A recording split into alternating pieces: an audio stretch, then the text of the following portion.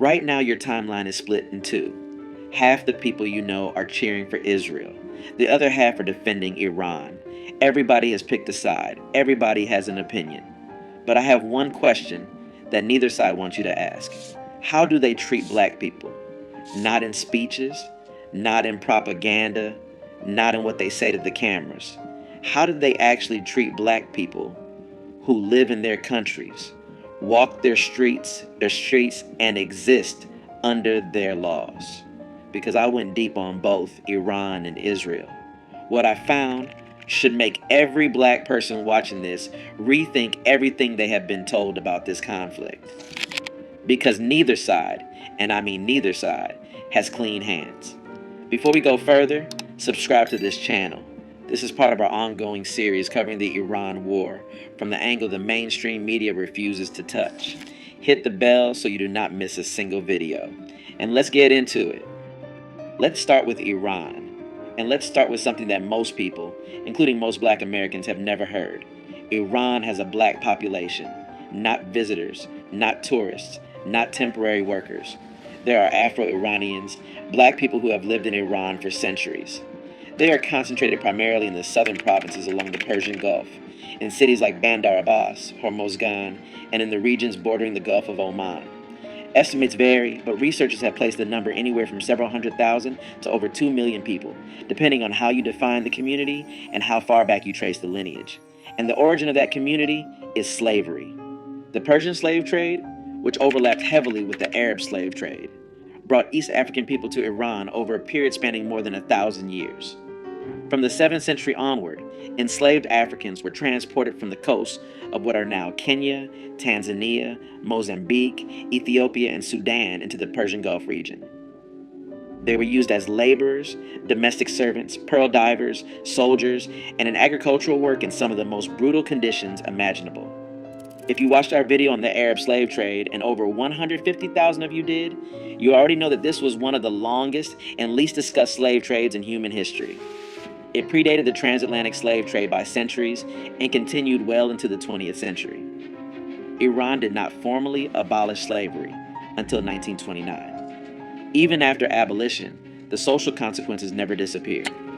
Today, Afro-Iranians live in a state of invisibility. They are among the poorest communities in the country. They hold almost no political power. Their cultural traditions, rooted in African music, spiritual practices, and oral history, are marginalized. They are rarely represented in Iranian media, education, or public life.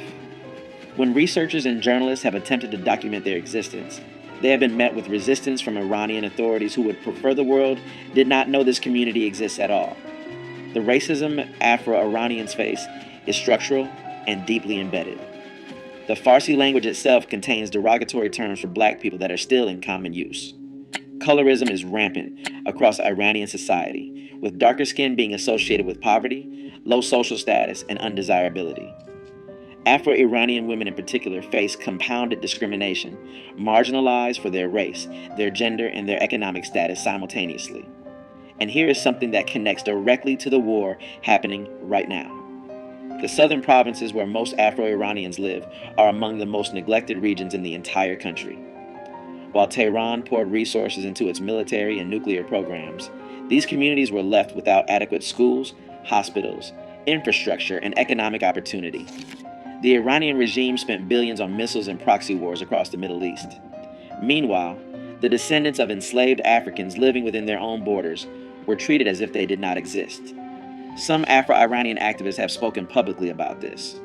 The response from the regime was predictable: surveillance, intimidation, and silence. The protests that erupted across Iran in late 2025 and early 2026 included voices from these communities. And when the government began killing protesters, thousands of them, you can be certain that the lives in those southern provinces were not the ones Tehran was concerned about protecting. So that is Iran, a country with a black population born from slavery, maintained in poverty, and erased from public consciousness.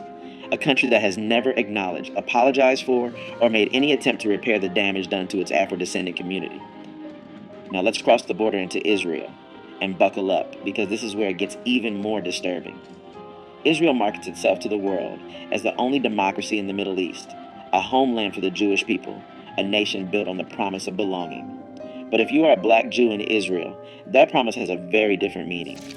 There are roughly 170,000 Ethiopian Jews living in Israel today, a community known as Beta Israel. Their connection to Judaism stretches back thousands of years. According to their own tradition, they descend from the tribe of Dan, one of the original 12 tribes of Israel. They maintain Jewish practice, ritual, and identity for centuries in isolation in the Ethiopian highlands, long before modern Israel existed. In the 1980s and the 1990s, Israel launched dramatic operations, Operation Moses, Operation Joshua, and Operation Solomon, to airlift Ethiopian Jews out of Ethiopia and Sudan. Thousands were brought to Israel in what was presented to the world as a heroic rescue, a Jewish state bringing its lost people home. But what happened after they arrived tells a very different story. Ethiopian Jews were placed in absorption centers that functioned more like holding facilities. They were subjected to a process of cultural erasure. Their religious practices, which had been maintained for millennia, were deemed insufficient. Ethiopian Jewish religious leaders were told their ordinations were not valid. Community members were required to undergo symbolic conversion rituals, essentially being told that their Judaism was not Jewish enough for Israel. One of the most disturbing scandals in modern Israeli history emerged in 2013 when it was acknowledged that Ethiopian Jewish women had been given long-acting birth control injections, in some cases without full informed consent. An Israeli investigative journalist exposed the practice. Health officials had been administering Depo-Provera shots to Ethiopian women at transit camps before they entered the country, and continuing the injections after arrival. The birth rate among Ethiopian Jews in Israel dropped by 50% over a decade. When the story broke, the Israeli Health Ministry issued a directive telling gynecologists to stop prescribing the contraceptive if there was any doubt that the women understood the treatment. Let that sink in. A nation that defines itself by the promise of never again was suppressing the birth rate of its black Jewish population. It goes beyond reproductive rights. Ethiopian Jews in Israel face systemic discrimination in virtually every measurable category. They are disproportionately poor, they face higher unemployment, and their children are overrepresented in the lowest performing schools and underrepresented in universities. Housing discrimination pushes them into segregated neighborhoods. When Ethiopian and Israeli youth have taken to the streets to protest, which they have multiple times, most notably in 2015 and 2019, they have been met with tear gas, rubber bullets, and mass arrests. Police brutality against Ethiopian Israelis has become a defining issue for the community. Video after video has surfaced of Israeli police beating, arresting, and harassing Ethiopian Jewish citizens. In 2019, the shooting of an unarmed Ethiopian Israeli teenager by an off-duty police officer sparked nationwide protests. Thousands of Ethiopian Israelis took to the streets, they blocked highways, and they demanded justice. The parallels to Black Lives Matter were impossible to ignore, and they were not lost on Black Americans watching from across the ocean. Then there are the African asylum seekers. Tens of thousands of migrants and refugees, primarily from Eritrea and Sudan, entered Israel through the Sinai Peninsula in the 2000s and early 2010s, fleeing war, dictatorship, and persecution. Israel's response was not compassion. The government built a massive detention facility in the Negev desert.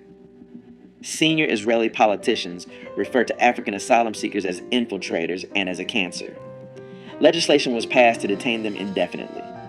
Deportation campaigns were launched, pressuring Africans to leave for third countries in Africa with cash payments and threats of imprisonment. The message was unmistakable: Jewish or not, refugee or not.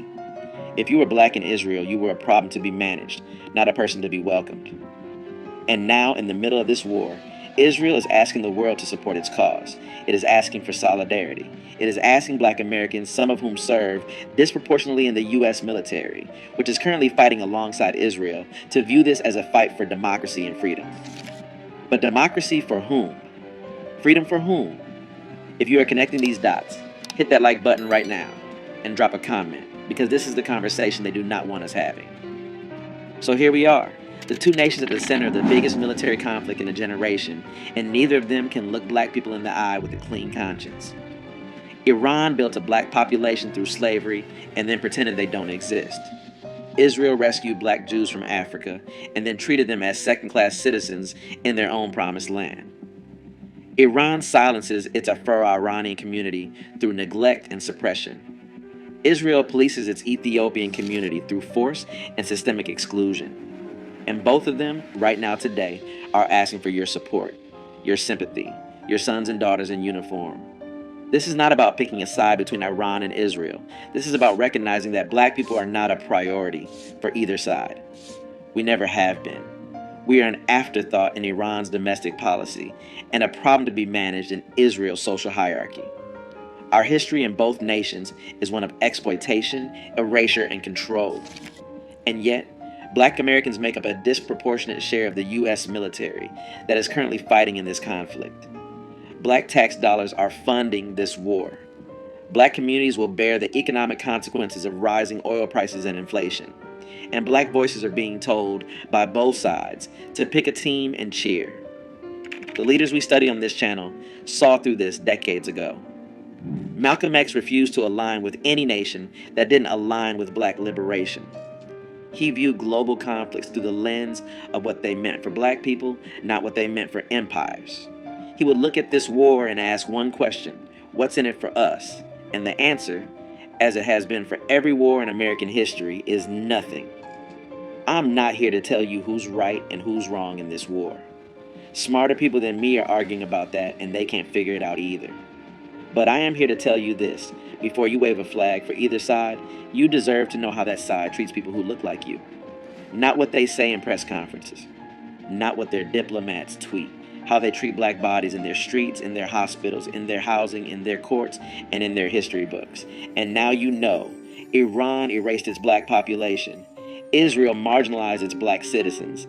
And both of them are currently engaged in a war that black American soldiers are fighting and dying in, while black communities at home receive nothing in return. That's not opinion. That's documented history. That's data. That's the testimony of Afro-Iranians and Ethiopian Israelis who have been saying this for years while the world refused to listen. Now you've heard them. Share this video. Send it to everyone in your group chat. Send it to the person who's been arguing online about which side to support.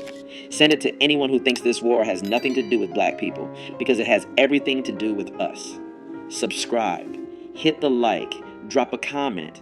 And tell me, did you know about the Afro-Iranian community before today? Did you know what Israel did to Ethiopian Jewish women? I want to hear from you. I'll see you in the next one.